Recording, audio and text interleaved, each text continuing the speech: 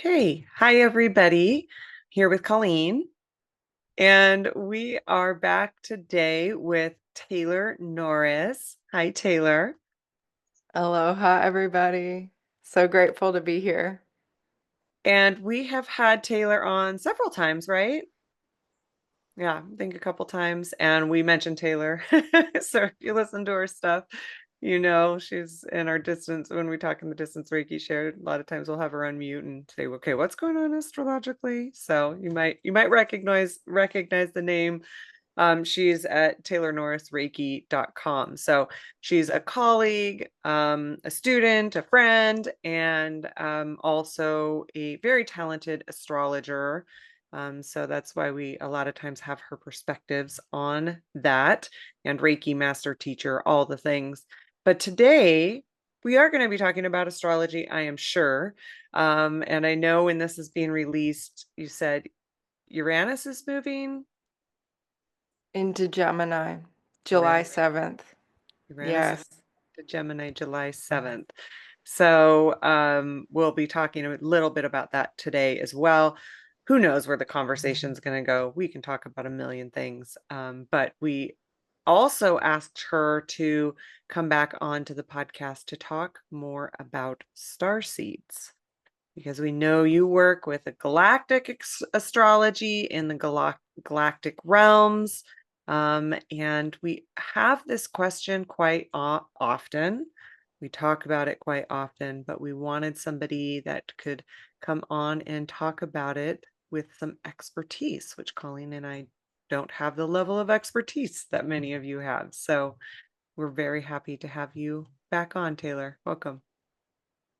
So grateful to be here and aloha to everybody listening. I love this community. I love connecting so much with this community. Yeah, just a joy and a pleasure and an honor to be in circle again this lifetime. Yes, that's awesome. I Yeah, love on that. Earth as a On human, Earth. human star seeds. Speaking of star seeds, on Earth. We always have to qualify, like, okay, where? Right? When? When? When? When? Uh-huh. I love it. Oh, that's fantastic. Well, why don't you start with a little bit, because I know you said a little bit before we started the recording of what your perspective of star seeds are, that you kind of might even have a little bit of a different perspective and knowing might be a better way to say that of this. And your Sure. story about how you came to know this. Mm, good call. Hmm. Yeah.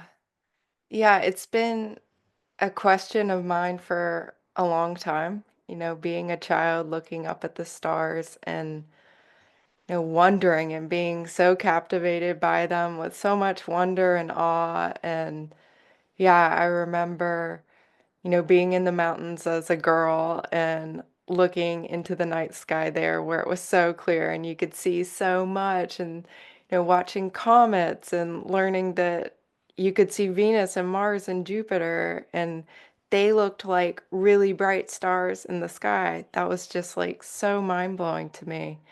So I've had this interest, this curiosity, definitely of the cosmos my whole life and of, galactic beings, extraterrestrials, um, definite curiosity of like, are we really alone? Like, is that possible? I don't think so. But didn't really give myself permission to explore it in any kind of serious way. I remember taking an astronomy class in college and I just found it so interesting and the professor too like was not obviously talking about other star beings and star races and civilizations, but you could totally tell this was, a high level professor at a mainstream university, Northwestern University, and he said something to the effect of like, and if you think we're alone, then you're an idiot because that is highly unlikely. So, Yeah, just so interested in astrology. I always loved listening to people who knew about astrology and how, they could like tell me so much about me without even knowing me very well. Like there was no way they could know what they were saying, but just by knowing, oh, Sun and Leo, Sagittarius rising, Gemini moon, all these different things, it was like this whole language of meaning and, you know, knowledge and wisdom and inner psychology. In college, I studied psychology, trying to understand, human consciousness and human behavior and just seeking these answers. So I guess what I'm saying is I've always been a seeker, a truth seeker, and always been very captivated by the stars and what does it mean to be human, which feels like such an important question that humanity is grappling with at this time and will continue to be grappling with for eons and eons. So, this awareness of star seeds, I think usually that's such a spiritually loaded term. And I know even when I was first learning about star seeds, like you come from the stars or you come from Sirius, you come from some other place. And or that you're really like an Andromedan being, right? There's usually something like that. And I've struggled with that because I see it as a lot more complex than that, and yet also at the same time a lot simpler than that. And so my definition of starseed, which I feel like is probably a whole lot more inclusive maybe than what other people would think of, is just the awareness or the remembrance that you are the cosmos and the cosmos is you, that you are the universe and the universe is you, the stars, the planets, everything you see, the moon in the night sky when you're stargazing, like that's all inside you. Everything you're seeing in the morning sky when it's still dark, and maybe you can see Venus morning star at the time we are having this podcast, all of that is inside you. So it's really, in my view, a lot more inclusive than just those specifics of, I come from Sirius A star system necessarily. You can do that, and it certainly includes that. Um, but what I see is that we have these vast multidimensional star lineages where there will be certain stars and star systems that are stronger for specific individuals in this lifetime on Earth, and we can see that, which I love in the astrology chart in the galactic alignments. But you don't need any of that information necessarily to just be in that awareness, healing that sense of separation from the cosmos and from the galactic and from the stars, the planets, the moon, all of it. So that's my view of starseed, uh, which I feel again is a little different, but also includes maybe what people think of too. Yeah, and it can be very specific and connecting with other star beings and all of that as well. Oh, go ahead, Robin. Well, I was just gonna say I like that, Taylor, and then I also think for a lot of people, like you said, that feel that separation, it can be an awareness and a feeling of home to know that, oh, this is like that remembering is helpful for them. Like, this is why I've landed on Earth, and this is why I feel different. This is why I feel that separation, and then that remembering helps within that unification. It's always all there, but that unification can help them in that knowing that's been calling to them their whole life, and they just didn't know what it was. Yeah. Yeah, I see it more as like an awakening remembrance Yeah, that's within all of us, and maybe people with more recent and a greater quantity of lifetimes in other star systems compared to Earth lifetimes kind of come into that awareness quicker because it's so strong and it's like what is going on Earth, and being a human, all of that feels can feel very challenging, very different, just a lot of resistance to it. So yeah, I think it's an awareness we're all tapping into, but for individuals who've had lots and lots of lifetimes on Earth, strong memories there, and have an easier kind of navigation and acceptance of kind of like this is how we do being human. Um, Maybe that awareness, it just never comes in for some. But I think we're all going to be really initiated into a lot more of this with all the different astrological transits going on.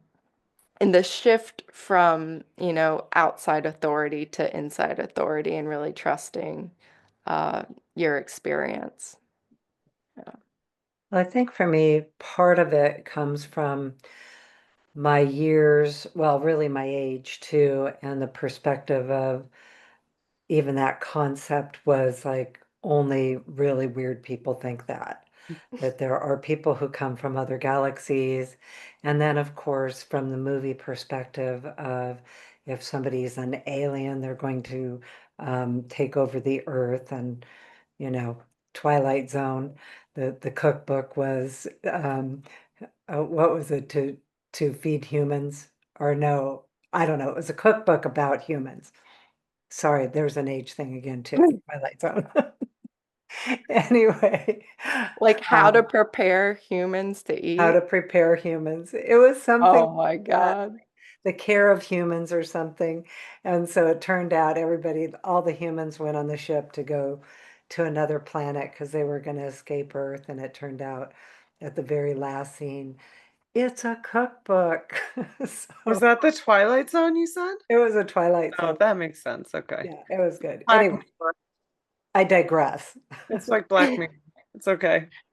But growing up with that perspective, then going into the healing arts with shamanism and the perspective of the indigenous people that I have worked with, of coming from the stars, and trying to kind of grasp that from my culturally created self. And then again, going back into the movies that the people who think these ways are, you know, nuttier than I already am. And so the reputation of that thought process was something I personally had to work through. Then, as a practitioner, encountering people who now we call star seeds. I've also worked with incarnate angels and, beings from other realms, more in the divine realms or the spiritual realms that way. And trying to understand the nature of it, because what I've observed is there are certain symptoms that they manage in trying to manage being in a human body, having just come from another realm. So, for instance, in the galactic realms, what I can see commonly are people who um, really struggle with the fact that we don't have instant manifestation. Like it makes no sense to them that we are living in time and that that time is what it takes to manifest something. Like they're just like, it's so primitive. Have a 9 to 5. Like, why? What? Why do I have to have a 9 to 5? Why It's would I do culture that? shock. This is It's It's, like dumb. it's actual culture shock. oh, that's the best term for it. Exactly. Because we also call it earth adjustment disorder. But culture shock, yes, absolutely. So learning about that on my own when there really wasn't any conversation about it. So, finding out in a session like, oh, here's what's going on for you. your consciousness is at a higher frequency than your body.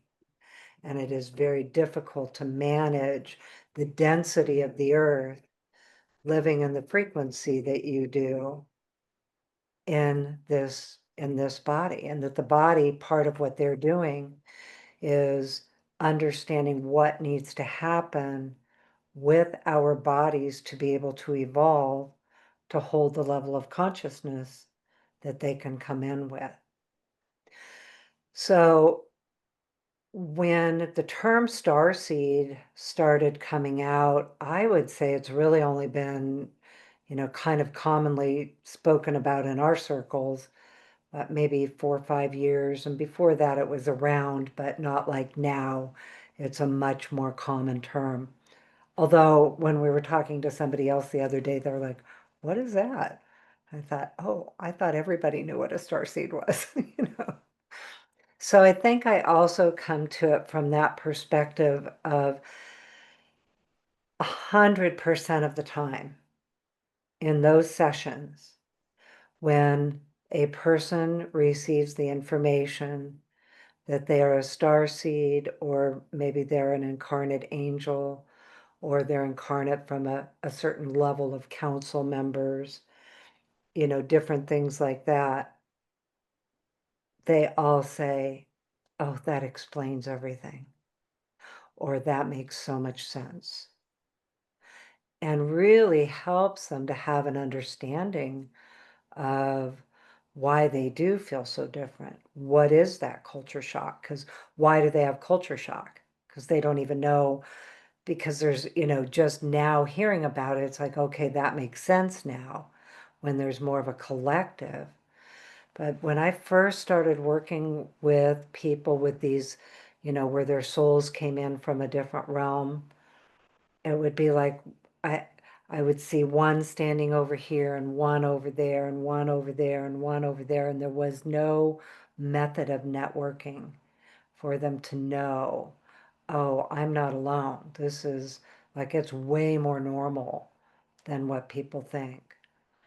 So from a practitioner standpoint, and I feel like Reiki has really helped people to then adjust and understand themselves more clearly, knowing, oh, this explains so much about, how confusing it is that they don't have instant manifestation, how confusing time is, how confusing even some of the, social interactions, or what the heck is money about?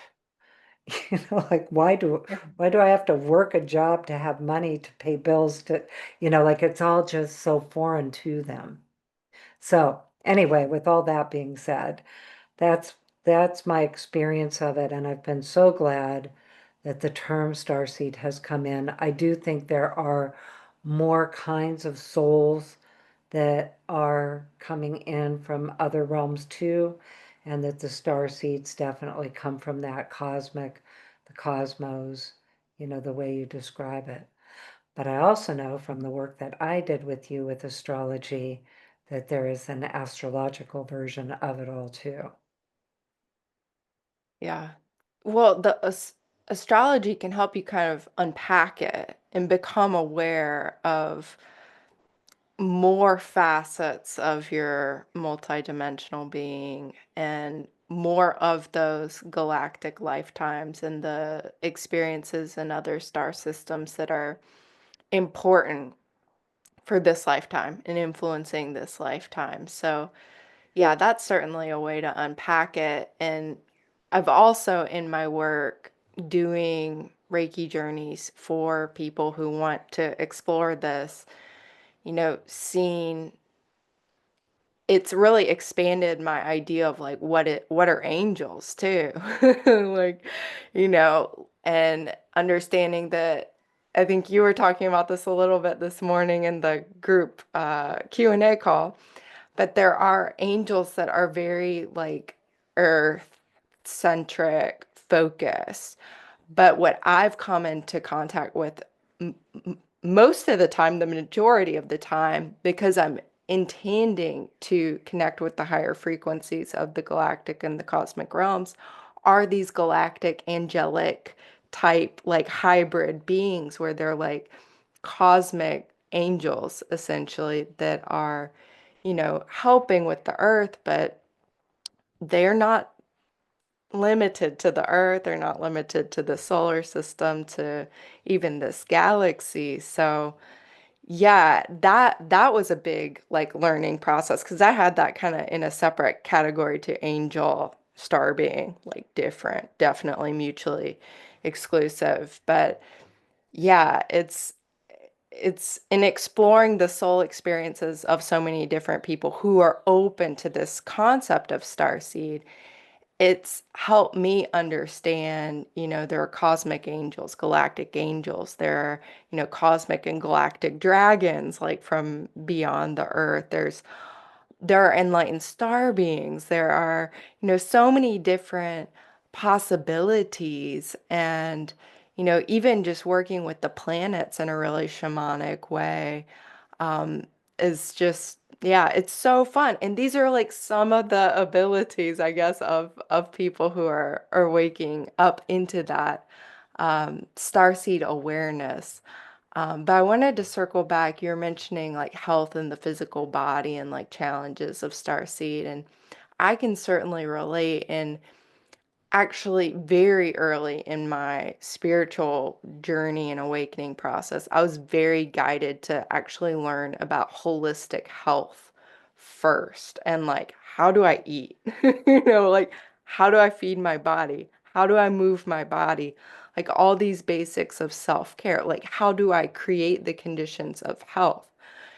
And I think that is part of my trying to learn about the ways of humanity and the earth and like how we do things here. Like, how do these human bodies, how do we optimize their capacity to support these higher levels of consciousness, which at the time I had no idea, while I was learning about like, healthy diet and stuff from this perspective. But now in retrospect, I can really see how that was such kind of a good move, and definitely a challenge for star seeds is like how do you be comfortable in your body and feel connected to your body. And certainly the instant manifestation, the inconvenience of time, and how we can't, just like fly all over the place anytime, and visit Jupiter for the evening, or all of these, the way we do like air transportation, like so many, layers of ridiculousness, I guess, if you have kind of like that outside perspective. And like, yeah, it's really helped me to just like appreciate, wow, this is just where humanity's at, and like have compassion and, as much as I can, help do my part of evolving human consciousness and yeah, empowering peace in the ways that I can empower peace. I think that's another aspect of the culture shock is like, why can't we just like get along? Like how could there be fighting? How could we have it where people don't have enough to eat and, shelter and all of these basic fundamentals.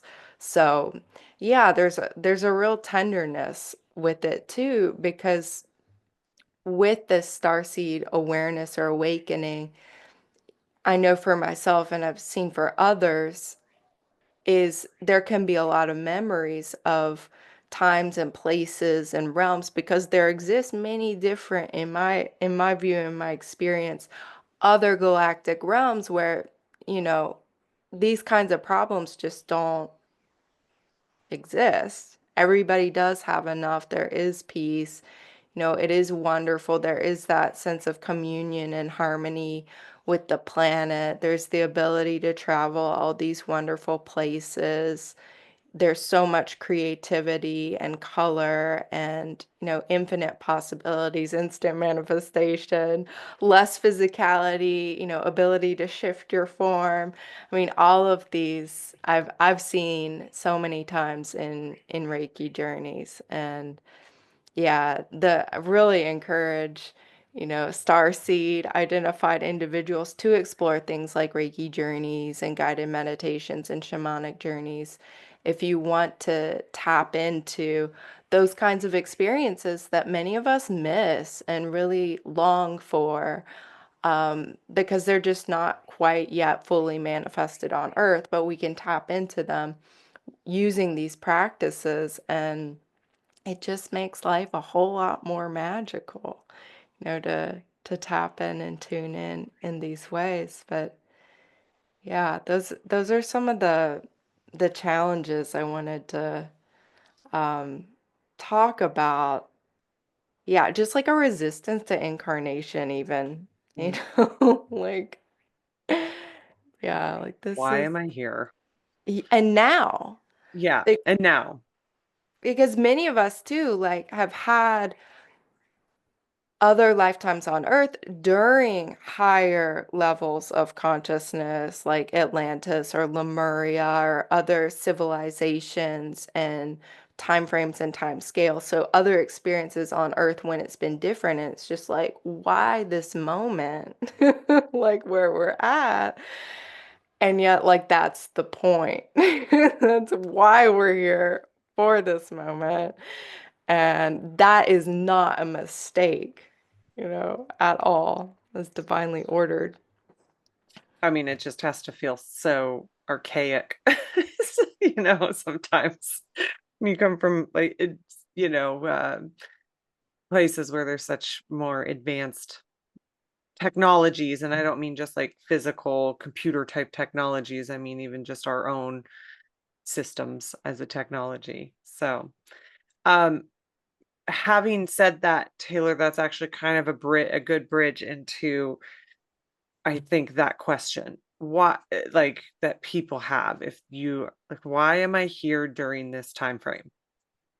So what have you seen for people? Because there's and I know like because there's a personal aspect to that, but then there's also that global aspect to that we know about why star seeds are here in this time frame and why they're in a time frame where, kind of as Colleen was saying, even in her lifetime, like there's no resonance of that, but in the last however many years, 10 years or so, it's been there, that remembering, that awareness, people talking about it has become so much more known. So yeah, what have you seen on why people are here in the star seeds? Yeah, well, we are shifting culturally, globally. We're in such a time of like major shift in consciousness, and there are so many astrology transits I could, point to for that. Like, take your pick. We're having like all of them.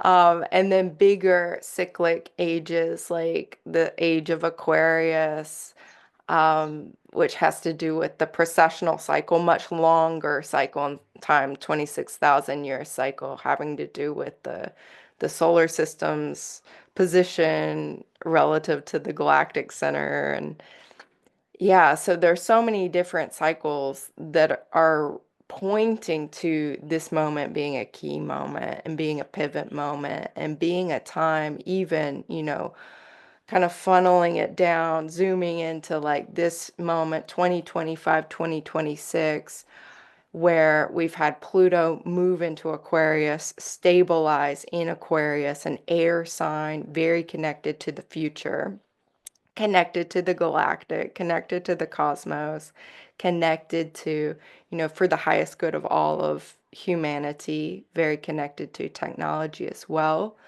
We have also Neptune has moved into Aries, fire sign. So this is a much more initiatory energy with Neptune in Aries, Saturn moving into Aries as well, May 24th of 2025. And then we also have Uranus entering Gemini in July of 2025. And this configuration, this is going to stabilize more so in 2026, but we're getting a preview of this big shift in 2025, which is why it can feel very overwhelming, to be honest. It can feel like a lot. It can feel very overwhelming, chaotic, just big new energies, very uncertain times.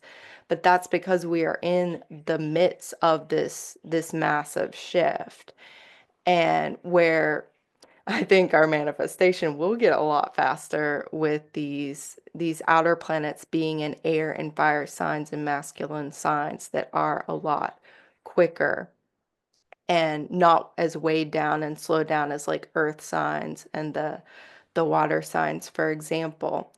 And it's actually next year, February of 2026, Saturn and Neptune will conjoin at 0 degrees Aries. And this is the first degree of the zodiac. So this is marking a new beginning. This is marking the words that have come through in my Reiki journey and channeling for this particular conjunction, which is pretty rare, happens every 36 years or so. Saturn and Neptune come together.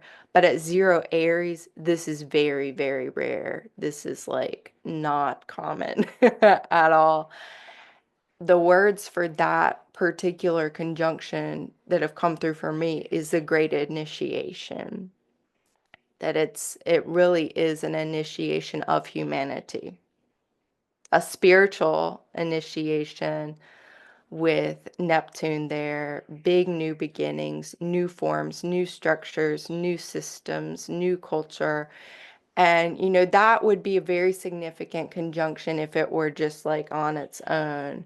But it's co-occurring, it's coinciding, as synchronicity and divine timing would have it, with Pluto being in the early degrees of Aquarius, and then Uranus will be in the early degrees of Gemini, making a geometry that is highly suggestive of big cultural shift, big changes, lots of big changes, lots of new, lots of advancement, lots more talk about star seeds and the galactic and the cosmos, greater understanding of who we are, what we're capable of, where we came from, and even like more of a self-guided spiritual journey. Neptune, this planet of spirituality, at that very first degree with Saturn. So, you know, I remember for so many years hearing Colleen talk about the age of the inner authority, and like, totally aligning with that and feeling that with Saturn and Neptune changing into Aries, it really feels like a big marker and a big shift into that trusting our inner authority, our inner spiritual authority, our inner infinite nature, our true nature. And with that, the possibilities are endless. So the shift is here, and this was not a mistake. This is divine timing. You need to hang in there and support one another and be in community together, and do what we can to facilitate this shift. And it can be in really small ways too, small but significant ways, and it can be in larger significant ways too. It all matters, and everybody's unique contribution is valuable and needed. And so much about the medicine of Aries zodiac sign is tapping into that individuality. Aquarius as well, tapping into your own inner genius, your weirdness, letting your freak flag fly. This is my favorite Aquarius phrase. And yeah, that we're all really encouraged to like do it our own way and be pioneers and be adventurers and bring in the new. And lean into those infinite possibilities and see this as an adventure that we're on together. Yeah, I think it's, I know we talk all the time too about establishing stability through it all. And one of the things that has really shown up, I think, also with this level of consciousness is an awakening awareness to the existence of the descendants. And that's one of the things that I have seen with some of my clients that are, really coming from the cosmos. And they also, I've seen them in the descendant realm also. So, and for anybody curious, the descendants are not necessarily just blood descendants or like the descendants. And so we have really been noticing it. Robin really tapped into it recently too, and really the understanding of how they are contributing to sending energy back to us because we're the ancestors for them in the same way we send energy for the ancestors. And we are really opening up to that. And I've seen some of the purpose of some of the star seeds that I work with. Some of them are very current. Is establishing that networking that did not exist, say, 20 years ago when I first started encountering people with these different soul signatures. And seeing them, as a standalone, they're by themselves. There isn't another method of connection or understanding that, wait, there are many more people like me. And so this really kind of goes into a whole other conversation. But I've also seen that one of the contributions is their connection to the mycelium network that actually exists now, it exists in the future, and some of that information from them comes back through that networking. And they have the knowledge of that network out ahead, and they're able to send that knowledge back. So recently I did a journey with someone, a starseed, one of my clients, and I've worked with him for a long time. And that's where the mycelium came up, and really working with him. And it said it has the answers if we can learn to ask it. And then it showed that the mycelia here on the earth, is the physical representation of the energetic networking that holds this, like a membrane that holds this reality together. And that they are touching into that energetic network also. And so there's a new level of communication that is occurring.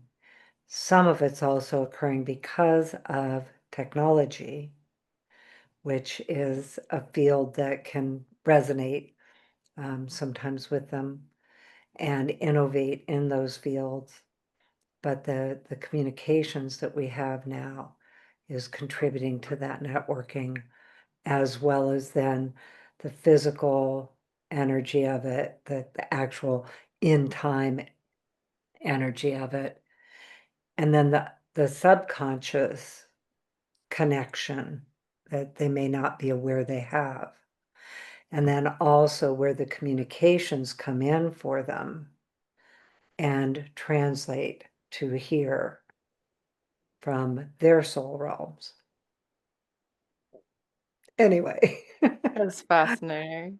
I yeah. love functional mushrooms. And actually I mean, the plants and the fungi are so onto this and Yes. like want to help us bridge. And, not just, your master teacher kind of like psilocybin type mushrooms or anything, or, the big like ayahuasca and these plant medicines, I think they are like very much wanting us to bridge.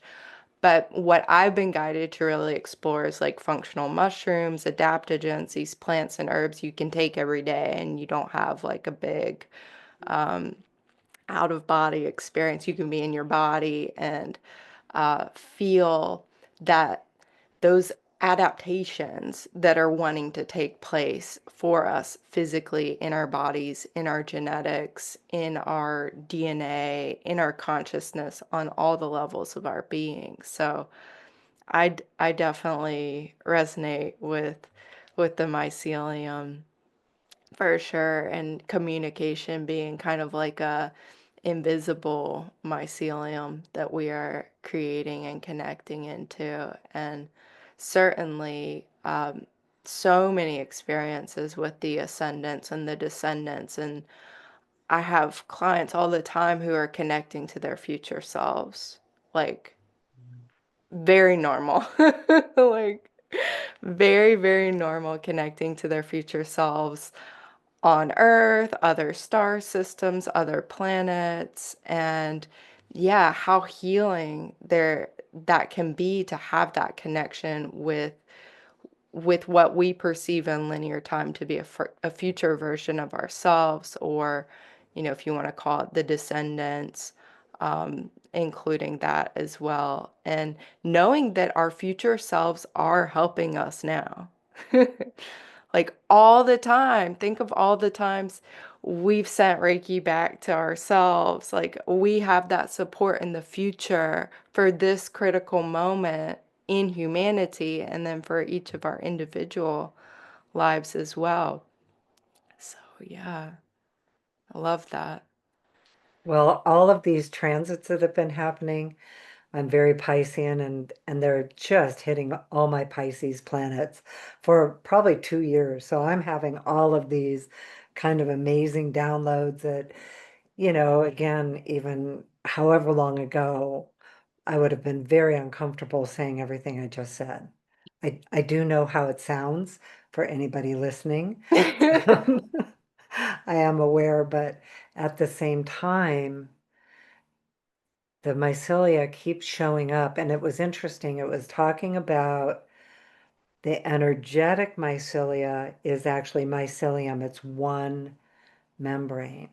And then on the earth, we have mycelia that are individual groups of it, and then mycelium that are the whole plant. And, I think that that is for me because, I'm sure I have starseed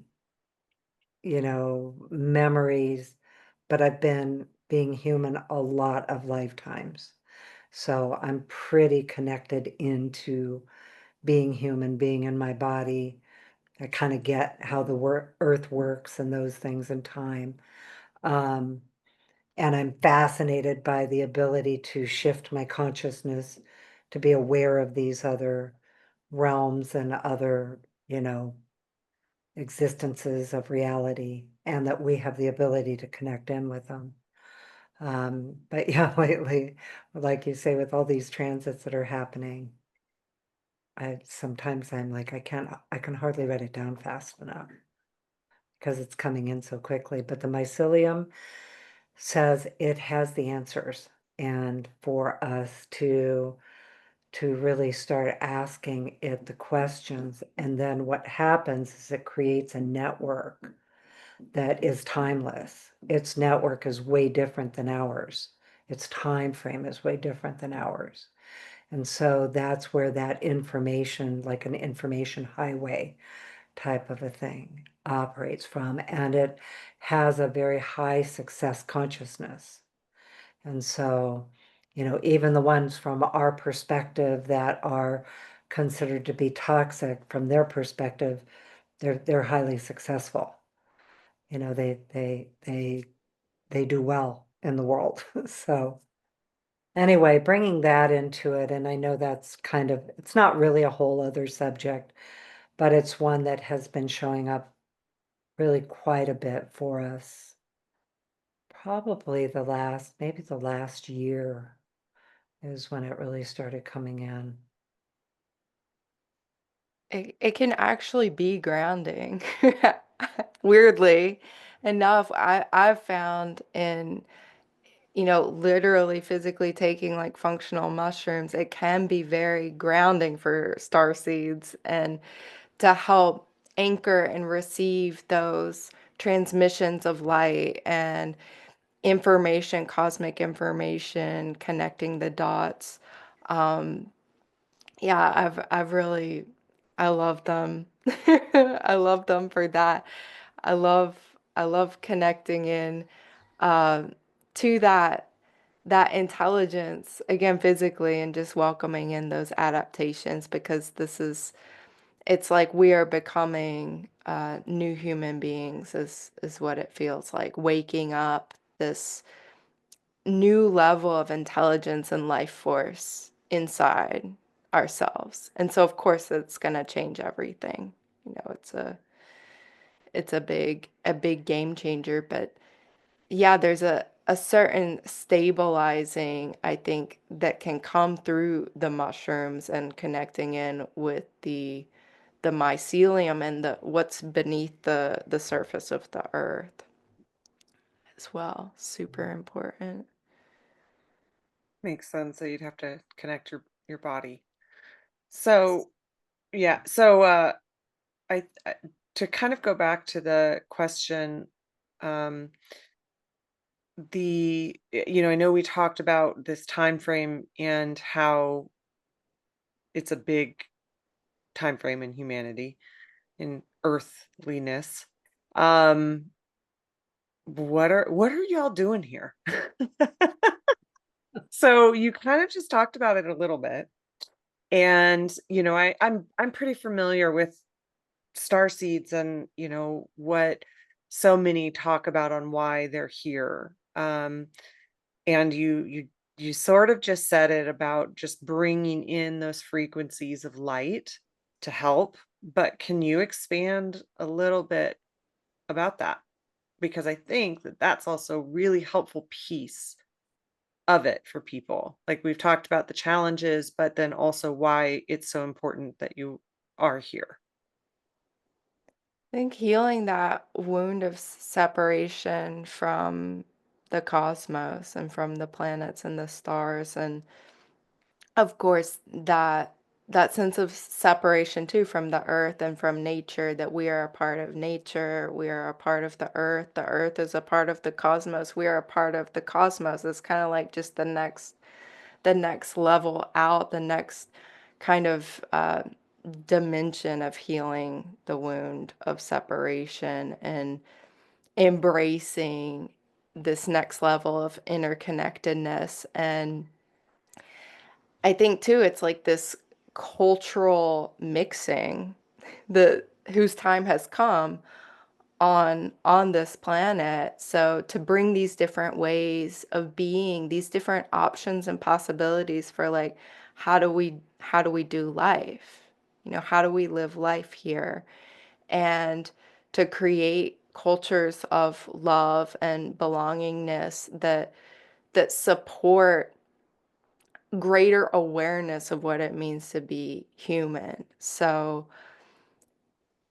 being able to expand our consciousness essentially and keep evolving human consciousness in our different ways. So we're not here to conform. In other words, we are here to be our unique, authentic selves and to give ourselves, a chance to discover what that is and to be that and live a life of truth and integrity. And I think help this not be such a foreign or weird topic. Like that what we perceive outside us is also inside us, that we are a part of this creation, and to act from that space of connectivity, behave from that space of interconnectedness with everything, with each other, with this planet, with the elements of the earth, with all of it, and preparing humanity for being more of a for being able to travel to other planets and star systems and things like this that, science fiction tells us is definitely very possible, for getting to that next level. Because I mean, we're going to the moon. Like there are trips to the moon and Mars and these other planets. All of this is already starting. So I think anchoring in that respect and that reverence, and more of like, so we're not just going out into the rest of the solar system disconnected and kind of like incoherent. In other words, in that um, sense of separation, fear, lack, destruction kind of mentality, that we're taking ourselves as whole, more realized beings as we start expanding beyond this planet, and certainly healing our relationship with this planet as well first. Like let's just like be kind here first. Master that. That's been a pretty big task. uh, An ongoing task. for sure. Mhm. One of the things I wanted to touch on that you were talking about already is how you determined your self-care and your holistic approach, because that is often one of the things that I see, is there can almost be an allergic reaction to the world. Like it's, um, just like having allergies, having a variety of chronic symptoms, whether it's physical or emotional, but some challenges of this body being able to hold the level of consciousness, and that is actually part of the teaching moving forward of what does this body need to either the body adapt or the star seeds to come in with that knowledge when they get here, so that they are, more able to do this environment, almost like they need a natural spacesuit. Yeah. Yeah. What what do you need? I'm allergic. Allergic to what? Just this. Like this This. atmosphere. You, this, all of it. Well, it's true. You see, No. they're just allergic I to. think there's gonna be a lot of people that are like, "That's what it is." Yeah. Yeah. Yeah, I was a holistic health coach before getting into Reiki, and really very, very fascinated by Ayurveda and, again, these basics of like how do we eat, how do we drink enough water, how do we sleep, like just being healthy. So learning, it's very common to have a dietary needs that are different than maybe what other people are doing and seem to have no problem with, or maybe they're doing it and they do have problems but they're not connecting it. So I really had to go in like weird directions to find out what's healthy for me, eliminating gluten and dairy and animal products and things like that, and really attending to my health very seriously, attending to my self-care, making sure I move and things like that. So I don't see that there's like one diet or one exercise plan for all star seeds or anything, but the point is to like investigate what actually works for your physical body, drink water, move, eat well, um, connect and make friends with your body too. Learn to love your body because it is amazing. And we are here to interface with this human body and to remember the sacred technology of it. And so when we optimize whatever it is, like these lifestyle factors, we can expand into more of the possibilities for healthy human lives, certainly. And And then that also, when we're taking care of our bodies, we're taking care of the earth as well. We're more respectful and making more conscious choices. So it's just has so many different positive effects and benefits and can help with some of the mental emotional things that are very common in starseeds. I know in my psychology training there was no talk of nutrition and these very basic things you could do for yourself and how that impacts your mental health and well-being, your emotions, and finding more emotional stability. I've also found that with the mental emotional piece, astrology's been very helpful because you can look at why you are the way you are and understand the human personality you're interfacing with in this lifetime, the human psyche that you're interfacing with in this lifetime, and like can be more objective about yourself, seeing yourself more clearly, and why it's really helped me, and I see it help others understand why their path is different and why they just can't do like mainstream normal things and that work out, like that it's your unique blueprint and you're meant to live your unique blueprint, and how healing that can be for the culturally created self and these all the programming and conditioning of what it means to live a good life on earth and be successful and all of that. So yeah, the astrology can really help it's helped me in my left brain, and I know all the Geminis and the Sag and the very mental people, the more linear logical, it can help to like, oh, this is like my user manual for this human I am. Okay. Great. Could have used that 30 years ago, but glad to have it now and start unpacking it and appreciating it and feel like you can fall in love with yourself, and feel that sense of love, yeah, for oneself. Well, not, oh, go ahead, Robin. No, that's okay because I have very random curiosities. So you go ahead because it's probably related to this subject and not what I'm about to ask. I think I forgot. Go No, ahead. I was I just forgot thinking what I was like going to say. It'll come back. I was just thinking, do you think like I said, I've been having random curiosities around it, so my questions might be strange. They are strange. It's fine. Do you think that that the type, because when we were going to the, I love what you were saying about the astrology because I think that's, even if you're not a star seed, I think that's a good way to describe it. Like, oh, okay, this is the way I am, that I the way why I am the way that I am, and understanding and an answer for that, like who you are, the user interface, user manual. But I can see how it'd be even more important or it'd be so important for star seeds. But my random question is do you think that the realms from which people are from would have an impact on the type of needs that they would have? So, like, if you're a Pleiadian, would your needs be different than like dietary, or, that's just one example, be different than like an Arcturian, have you ever heard of anything like that? That's such a random curiosity. I've seen that, and I'm forgetting her name right now.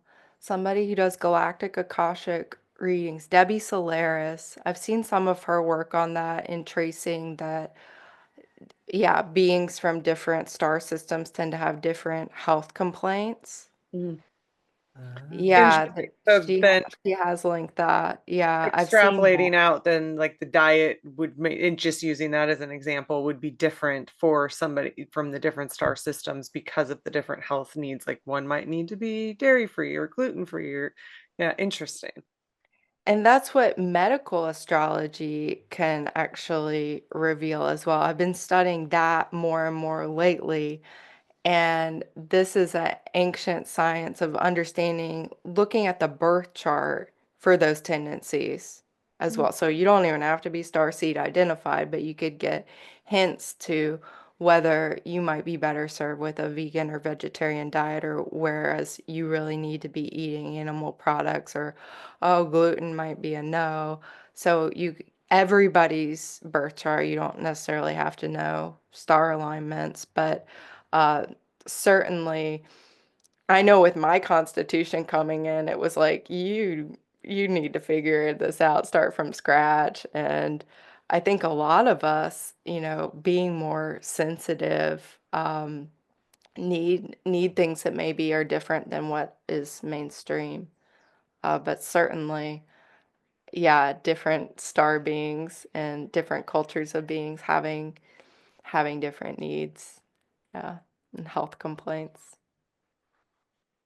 Well, I remember what I was going to bring up because even in that topic, it is one of the areas of resistance that I can see too, where, it's like, oh, one more thing I have to figure out, or this makes no sense to me. And so I'll see different areas of resistance that can be healed, like that can be released.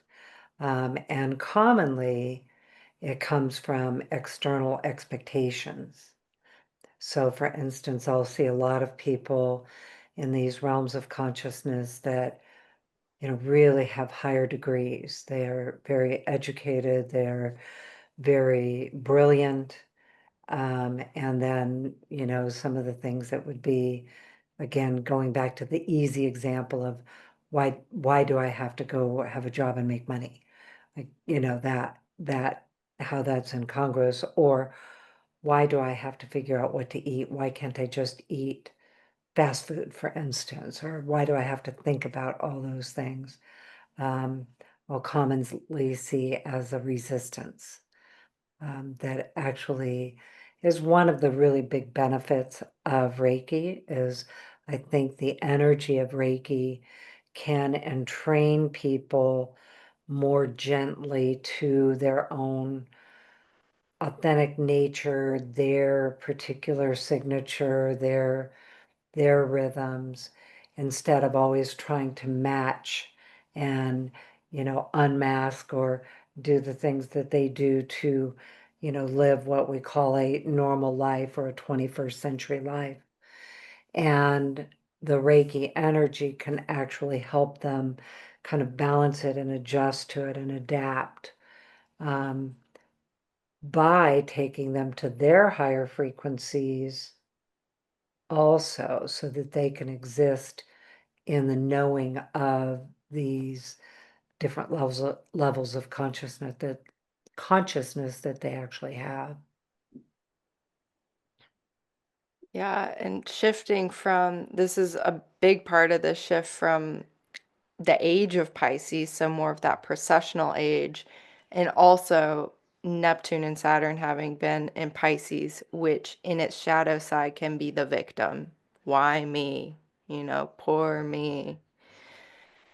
Feeling that victimization, that powerlessness, and with Neptune and Aries, Saturn and Aries, this new beginning, this great initiation we're all in, feeling that sense of empowerment. And certainly Reiki connects us with that, which is why it's my chosen method as a star seed, and have seen many how much Reiki does help with the earth adjustment, and revealing the empowerment. I get to figure out, what serves my body best. I get to figure out how to do my service in this lifetime, what my gifts and talents are, and share them. It becomes an opportunity for empowerment rather than feeling that powerlessness and victimization. But I can certainly relate to the resistance, and have seen the resistance very common. And we can lean on Neptune. Dissolve that resistance, please. Neptune, planet of dissolving, and Reiki, of course, being such a wonderful energy for dissolving that victimization feeling. Uh, Such a great way to define that. That makes so much sense. That there is a lot about it. And again, I do think it's going to make a huge difference for people to even know this about themselves and to have an understanding. And the more calm the discussion is, and I know for myself, it's taken me a long time to be comfortable having the conversations out loud, in public and in something like this.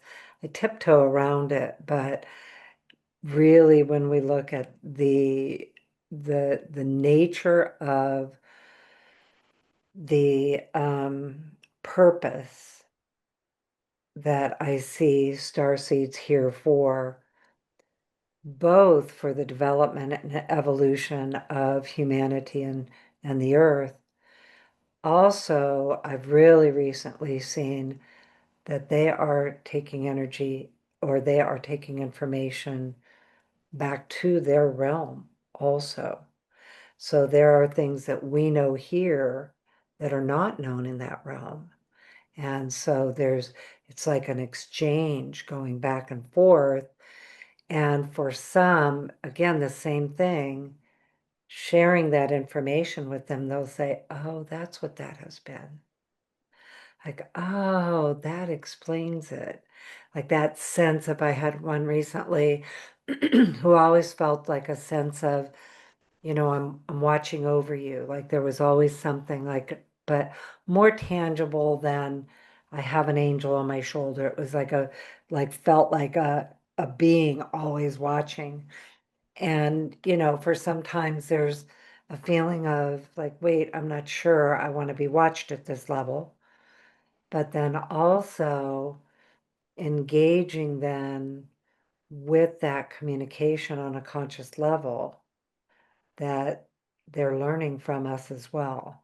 So it is a two-way street. Oftentimes, I think we think of them as, they only have higher consciousness and they only have, evolution to bring to us. And I don't think I have as much experience with what they share with the other side that is giving the benefit to, the other realms, in the same way I do that the benefit that they're giving here. Um, just knowing, maybe it's even a curiosity, maybe it's, anthropology, maybe it's the anthropologists on the other side studying, however that I works. feel like that. Yeah. I feel like that, and I've heard other people say that you're like a anthropologist, and I know like studying and learning as much as we can about human behavior, human psychology, like customs, practices, all of these different things. Like I think you nailed it there. Anthropologist for the other realms, the other star systems. Yeah, and sometimes, just like us, if we go and learn plant medicines from people in the Amazon, for instance, we would have a lot to learn that we can benefit from. So it's not always like, well, gosh, they don't even have a wheel, to, well, how are they healing these things? How are they living the way they live with the happiness? Because that's one of the things we hear all the time is, and some of the indigenous people like that, living really happy lives, like experiences of being happy.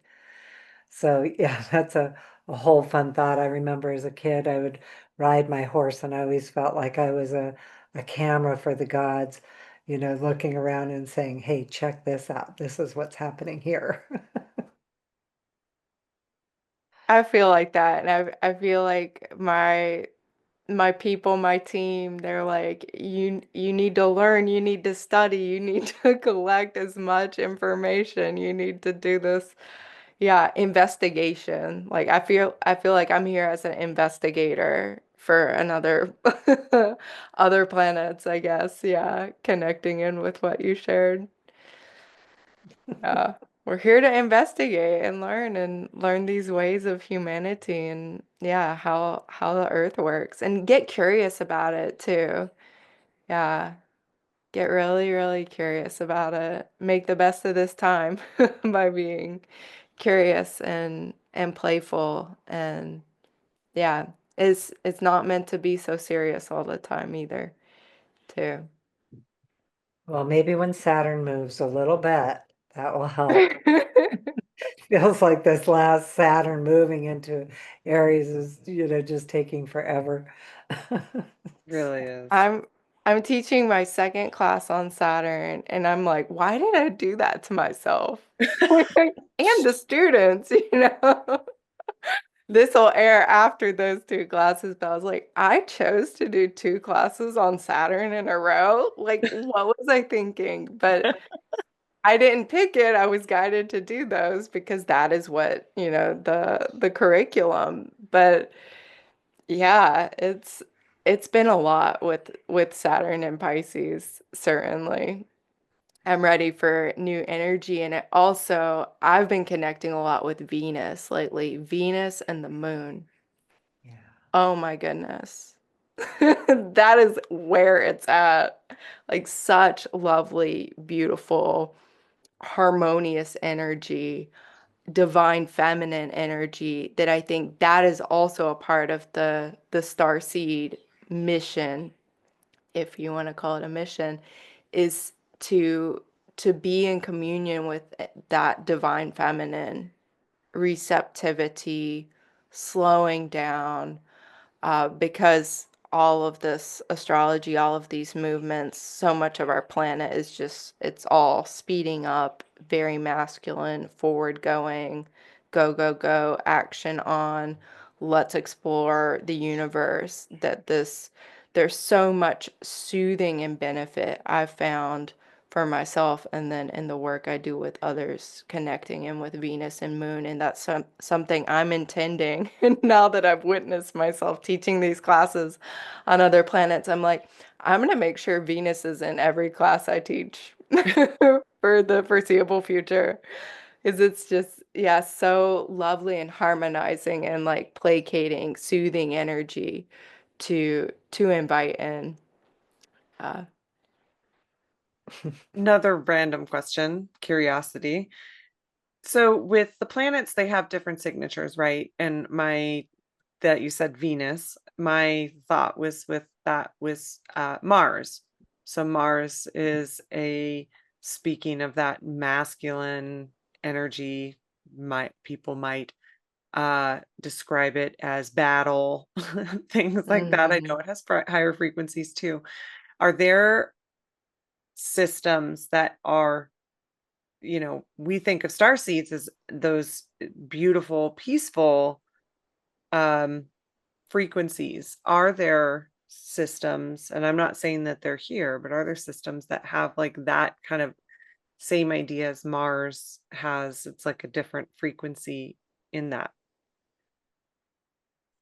Yeah, definitely. I think that is a big piece of what we're healing too, that star seeds are healing, that human beings are healing, is that light warrior, just straight up warrior Mhm. orientation that's gone on Earth. It's in many cases from and present in many other star systems, other planetary systems, and that all of we're definitely healing that orientation for those who want to do something else.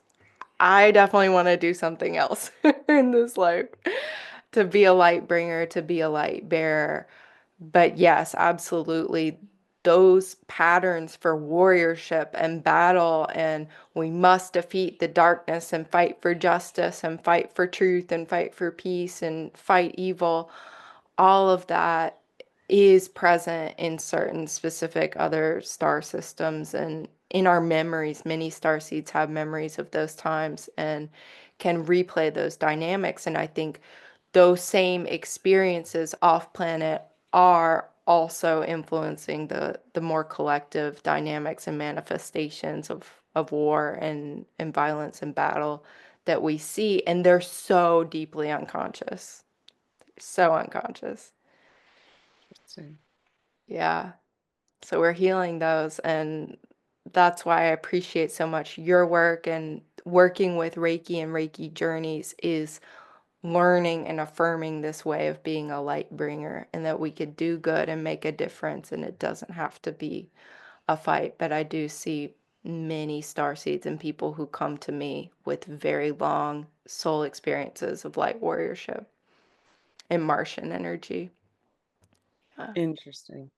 Yeah, That makes sense that then the curiosity was there because it's a thing. definitely. It was on my list of things to talk about. I was like, Oh, no way. difficult memories. Yeah, so that telepathy. Yeah, difficult memories being a challenge to starseed awareness and awakening on this planet. Likewise, very beautiful memories can make being here challenging too when there isn't the same experience. I've had journeys where it's taken to such levels of just pristine beauty and heavenly, peaceful communion, and the beings and the feeling of intimacy and belongingness, and are just so great and vast that I'm actually not allowed to stay there. They're like, you need to come back to Earth. You're gonna get really depressed if you stay there. So yeah, the good memories and the bad memories both can be challenging. Yeah.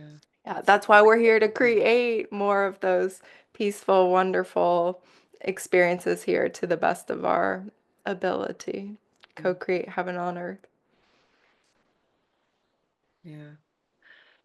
Well, Taylor, let's talk just a little bit about, because I know we could go in this subject for a while too, Uranus moving into Gemini, which by the time this airs, that will be soon.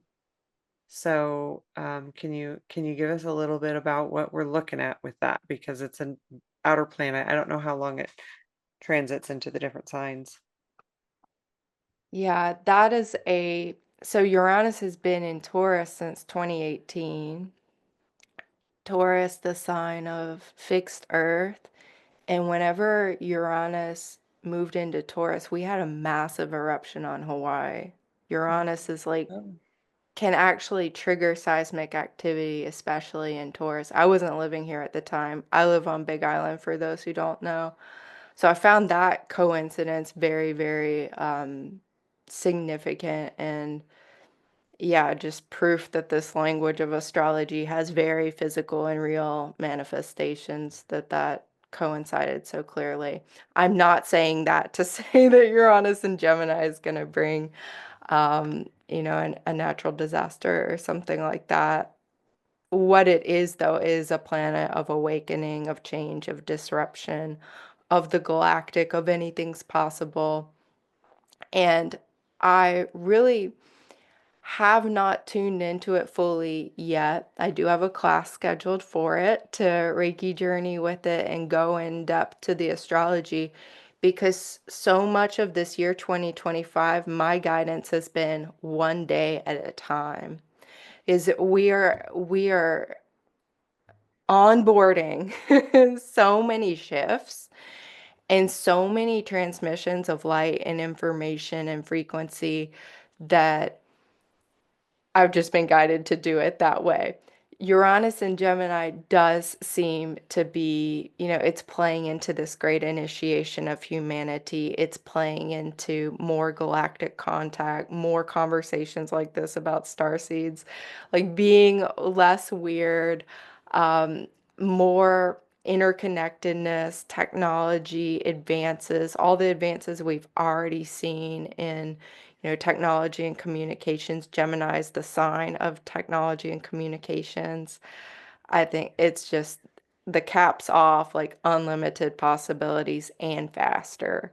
So that is where, the new is really, really definitely coming in. And I think it's going to be more important than ever to slow down and relax and soothe our nervous systems and calm. But it's definitely an exciting transit that is talking about speed and innovation and newness and expanding horizons, and that uh, geometry I was talking about earlier that it will be making with Neptune and Saturn and Aries and Pluto and Aquarius is really, they're synergizing together to create, to, they're mirroring this collective shift that we are making, this collective evolutionary leap in consciousness that we're making, that is being initiated really 2025, 2026, but it does have some bandwidth, it has some range, I would say, through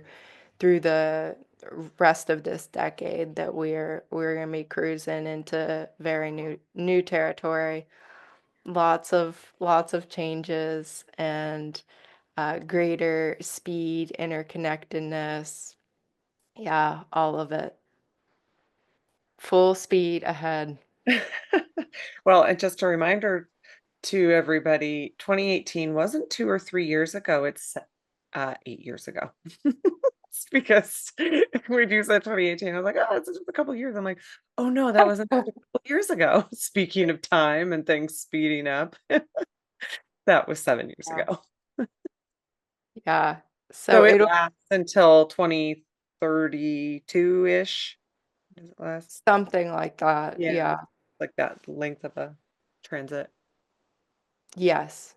Yes. 7, 8 years. So yeah, it'll be completing, activating a specific wherever Taurus is in your birth chart for those who are listening, and moving into Gemini. So whatever you have in Gemini, if you have any Gemini placements, will be waking up. And yeah, yeah, exciting times. I think I forget what I was calling the class, but I think it was something to the effect of like the third eye opening and the mysteries and secrets being revealed. Mhm. So, yeah, I think a big expansion in our awareness, our intuition, higher chakras, telepathy, all of these kinds of things, new ways of communicating with one another. Yeah. Yeah, it seems too like there's an element of the ancient wisdom also renewing in our ability to um, really believe in and access our authentic intellect, because our intuition, even instincts, imagination, inner knowing, that inner truth that you've mentioned, and inner authority, those have really been so suppressed. But I do believe that humanity had those abilities and skills most of our existence as a species, and only, stopped believing in those skills through a belief in separation from them. And that is part of what is coming back, and then also elevating and evolving with these energies and, of course, current times. Yeah, that's part of the indigenous wisdom and ancient wisdom. I've been really feeling strong since Neptune has shifted into Aries too. I feel like there's even more awakening of those, yeah, the deep instincts of humanity and preserved in this planet, waking up and becoming more accessible. Yeah. And what is meaningful and important? I think that is another kind of shift that's coming in. Um, and I don't know. I mean, like you say, it's speeding up. Maybe it'll speed up enough, but it also, like Robin just said, 2018 was 7 years ago. Back to that time and space thing, and we don't have instant manifestation. And that was explained a long time ago, I think, by my teacher, Jan Englesmith, that humanity isn't ready for instant manifestation. We can't Oh, we can't manage our minds enough. I mean, you can just drive down the road and you blow up people, so it's like, no, you just, until we have more of an impeccable mind and consciousness. you know. It's Uh, a safety. It's a it's a safety, a safety. built-in safety design, safety feature that we don't have that. That's good. I know, and also, oh God, it takes time. So I'm glad to be, personally, I'm really glad to be alive at this time to get to see it all. And, I just find it all so fascinating and revealing too, because I do experience a lot of people just having these conversations gives them a new sense of belonging and understanding of self. And, you know, a sense of belonging is so important, and belonging to your own body, belonging on the planet, and maybe even if, a person's circumstances aren't the best, still having that sense of belonging and wanting to be here and experiencing this extraordinary reality for all of its complexities and the duality of it all.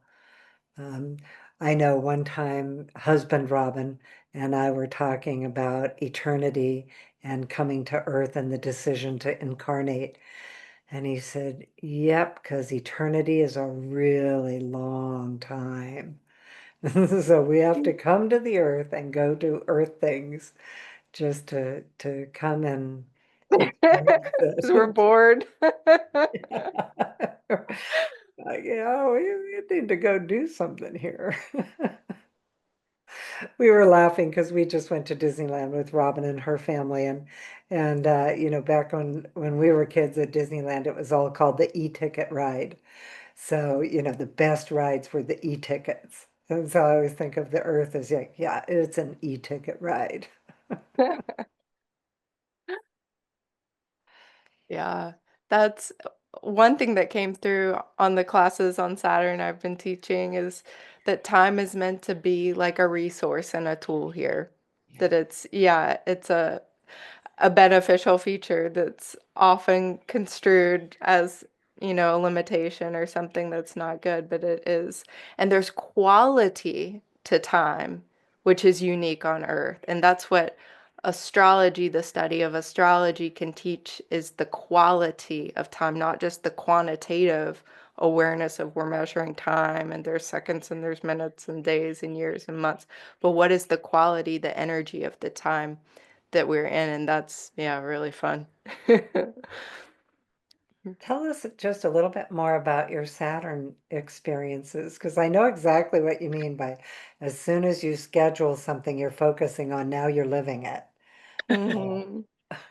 Yeah, that the inner authority really showing up, the power of my inner authority, the power of students' inner authority, like that was the whole transmission that Saturn is really wanting us to step into that and supporting us in stepping into the power of our inner authority. And um, in those classes too, I was teaching about Varuna, which is a dwarf planet that's said to be the higher octave of Saturn. So even farther out than Pluto in its orbit.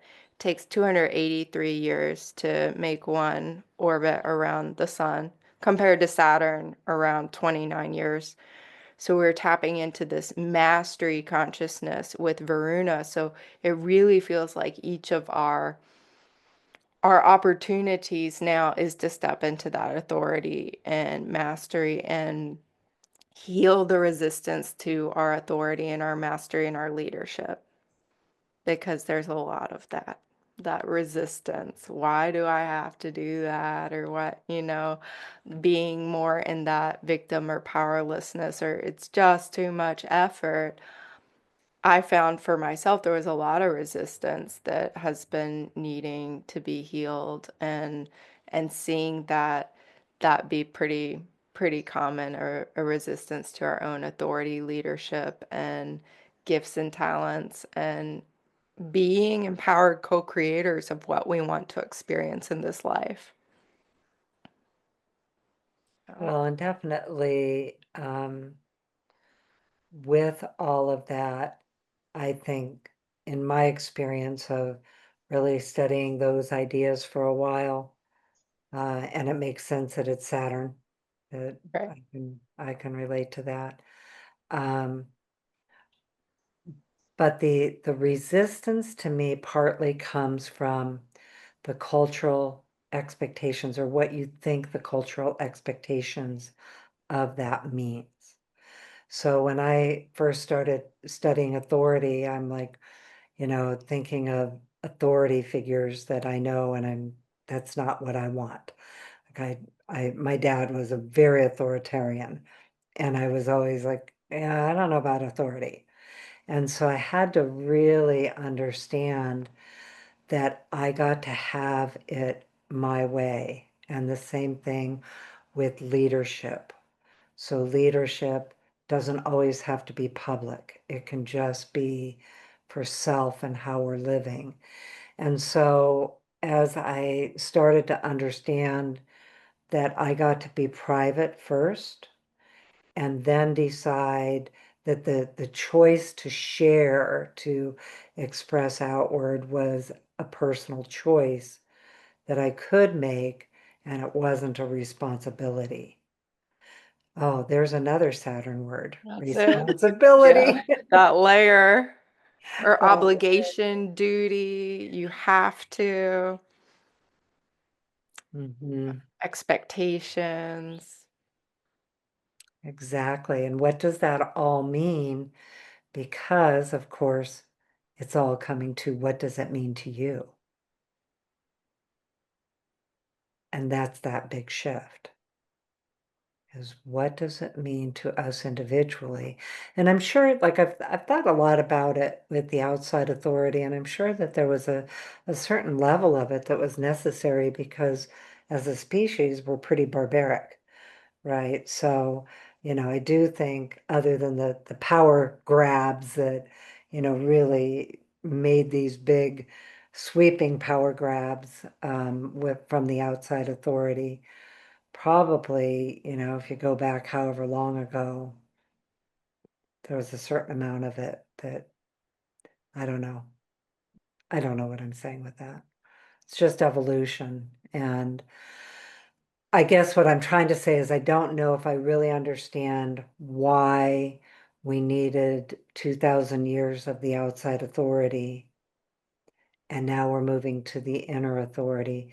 But because from our perspective today, we're definitely like, I'm not doing the outer authority anymore. And then thinking, well, we also do have to have collective ethics and things like that. So, anyway, I'm We're Yeah. looking rambling. at the timeline of a species, if you think about it, we're in the, narrowed down in the timeline of a human. You don't know why you go through the things that you do, but it's all lessons, isn't it? Yeah. Developmental Yeah. appropriateness. Like we are now in a period of development where we're ready for this shift to be made at a much greater level. Yeah. And each of our authority looks different, exactly like you're saying. And our Saturn will show us if you want to look at it in with your left brain a little bit. Saturn, what sign is it in? What house is it in? What aspects is it making? Is it conjunct Neptune in your chart? Is it conjunct another planet? That'll all color, the nature of your inner authority. It does not look just one way at all. There are so many different ways that our authority is, and that's, yeah, how it's meant to be. And Really that's an interesting. exploration, That I is. know. I was like, what like an what that interesting is. segue. Taylor, what can people expect from your class on Uranus? Because I'm thinking like, well, I've got a couple planets and well, they're not planets. I've got Chiron and my North Node in Gemini, both in my third house. I'm like, maybe I should be thinking about taking your class of Uranus coming up with it. And Communication. zero, yeah, 0 degrees and one of them, I forget which one, and the other one's low degrees too. So Oh, yeah, what can people expect from your class? That's what the question was. it is It's a wonderful opportunity to connect with the astrology. So, going in depth to the astrology as an investigator anthropologist, very eclectic astrologer, I bring in everything. I'm just guided to go down, the rabbit hole of the transit and just bring in all of these different perspectives, and we'll share that and present that. It's a Reiki held container. So I learned from you two wonderful beings, like how to really hold that space with, Reiki invocation. And then we do a journey as well, a nice long Reiki journey to connect with Uranus and, send Reiki throughout the whole transit. And then what I've been doing in the journeys, how they've been coming in lately, is accessing the planets through the heavens and Mm, exploring heavens. Recently, they've been beyond the 12. So we've been exploring, like in the Saturn class, we are exploring the 28th through 30th heaven, like this heaven band. Um, and going to the 283rd for accessing Varuna. So in Uranus class, we will go to some heaven. I'm not sure which one yet because, like I said, I haven't prepared the class, but it's always like a very vast Reiki journey experience, and it's meant to support you really embodying the astrology and the higher frequencies of these transits. And feels like a great way to remediate the transits, kind of proactively, state those intentions of like, this is going to be as wonderful as possible for me, and I embrace the higher frequencies of the transits, consciously aligning with them. So, yeah, and I'm sure connecting with natal Uranus will be a part of the journey as well. So it'll be a deep dive into Uranus, both from a more, learning astrology and then the experience of the journey in a safe space filled with other spiritual seekers and healers, Reiki practitioners, my favorite people to work with and be in circle with. Yeah. fantastic. Tell people how they can sign up for that and where they can find you too.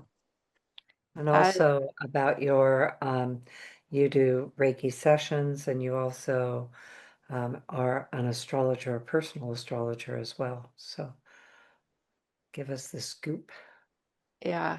TaylorNorrisReiki.com is where you can find the one-on-one Reiki journeys, the Galactic Astrology Soul Readings for those who are doing a reading for the first time. That includes a Reiki journey with the astrology chart reading.